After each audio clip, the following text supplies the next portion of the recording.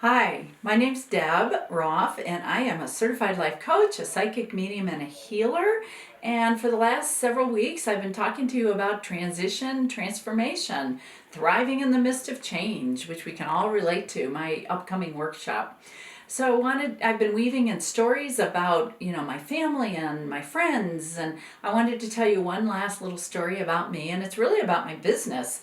When this all first started, the COVID, I was like, whoa, this is going to change my life because I like to get up in front of people in person, right? And so I took the plunge and I decided to do my first Zoom group reading, which was like in the fall or maybe late summer. And I was shaking in my boots. I was so scared.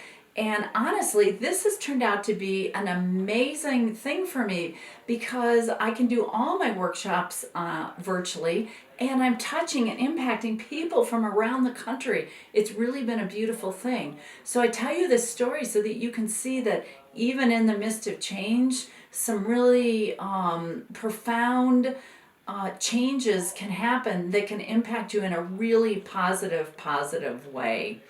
So the other thing I wanted to touch on are, which we'll learn more about in this workshop, are the three stages of transition.